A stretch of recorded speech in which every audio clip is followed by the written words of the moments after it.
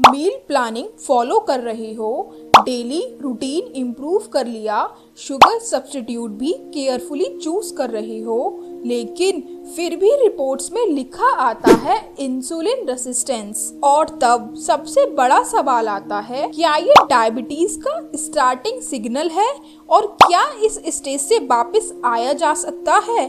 तो आज की वीडियो में हम बात करेंगे इंसुलिन रेसिस्टेंस की और अर्ली स्टेज में कैसे रिवर्स किया जा सकता है। उसके साथ ही हम डिस्कस करेंगे 3 simple pillars: movement, eating pattern और स्ट्रेस एंड स्लीप कंट्रोल। क्योंकि सिर्फ डाइट या सिर्फ एक्सरसाइज काफी नहीं होती, बॉडी एक सिस्टम है और हमें उस सिस्टम को ही रिसेट करना पड़ता है।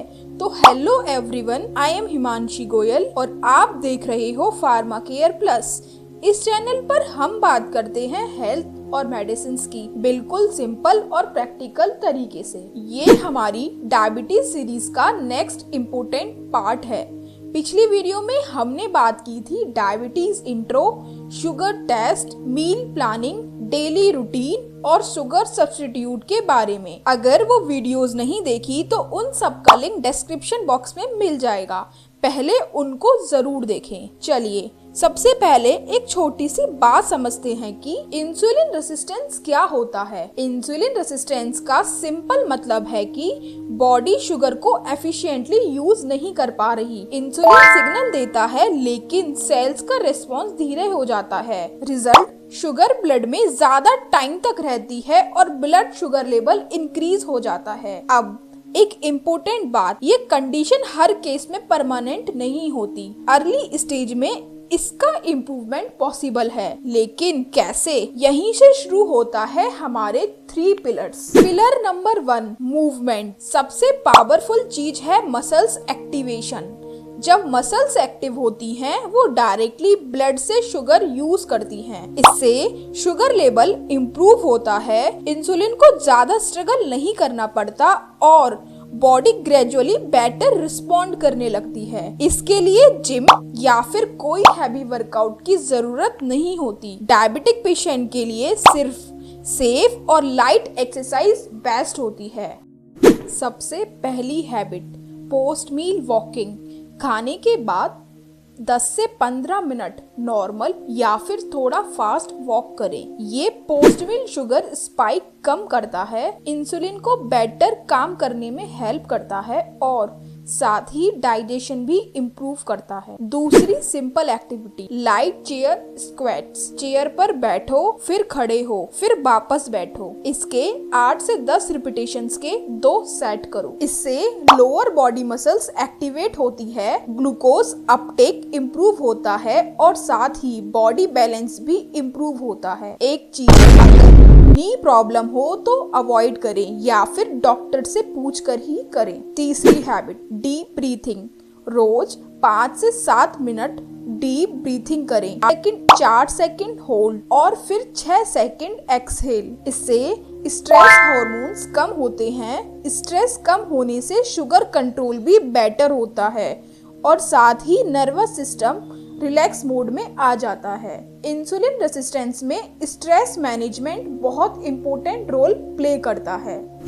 अब 4th activity, gentle stretching. Daily 10 minute simple stretching करें, जैसे simple neck rotation, shoulder roll, ankle rotation, hamstring stretch. इससे ब्लड सर्कुलेशन इम्प्रूव होता है, मसल्स स्टिफनेस कम होती है और मसल्स एक्टिव सिग्नल रिसीव करता है। तो मूवमेंट का मतलब सिर्फ कैलोरीज बर्न करना नहीं होता, मूवमेंट का मतलब होता है बॉडी को एक्टिव सिग्नल्स देना। अब पिलर नंबर 2, ईटिंग पैटर्न। सिर्फ एक्सरसाइज से इंसुलिन रेसिस्टेंस रिवर्स नहीं होता, फूड पैटर्न इक्वली इम्पोर्टेंट है। लेकिन यहाँ हम स्ट्रिक्ट डाइट प्लान की बात नहीं करेंगे, हम सिर्फ सिंपल 5 ईटिंग रूल समझेंगे। तो रूल नंबर 1, सिर्फ कार्ब्स मत खाओ। रोटी, सब्जी, प्रोटीन या फ्रूट्स प्लस नट्स पूरा मील लो। कार्ब्स जब प्रोटीन या फाइबर के साथ होता है तो इंसुलिन स्पाइक कम होता है। Rule number 2, fibre first rule. हमेशा मील स्टार्ट करो सैलेड या फाइबर से, इससे शुगर को एब्जॉर्प्शन स्लो होता है। Rule number 3, liquid sugar avoid. Fruit juices, sweet drinks या फिर पैक्ड बेवरेजेस ये इंसुलिन रेजिस्टेंस को वर्सन कर सकते हैं। Rule number 4, refined carbs limit में। रिफाइंड कार्ब्स को डेली हैबिट मत बनाओ।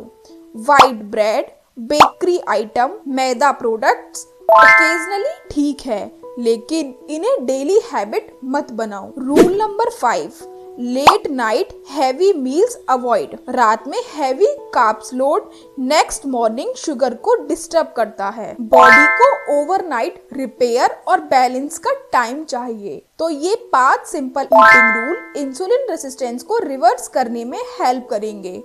अब तीसरा पिलर, स्लीप एंड स्ट्रेस। 7 घंटे की क्वालिटी स्लीप इंसुलिन सेंसिटिविटी को सपोर्ट करती है। Chronic stress chronic high sugar का रीजन बन सकती है। इसीलिए इंसुलिन रेजिस्टेंस सिर्फ फूड प्रॉब्लम नहीं, ये एक लाइफस्टाइल रिस्पॉन्स है। अब एक रियलिस्टिक बात, 3 दिन में मिरेकल एक्सपेक्ट मत कीजिए, लेकिन 4 से 8 हफ्ते में आप एनर्जी लेवल में डिफरेंस और शुगर ट्रेंड्स में ग्रेजुअल इम्प्रूवमेंट देख सकते हैं। ये मैजिक नहीं, कंसिस्टेंसी का काम है।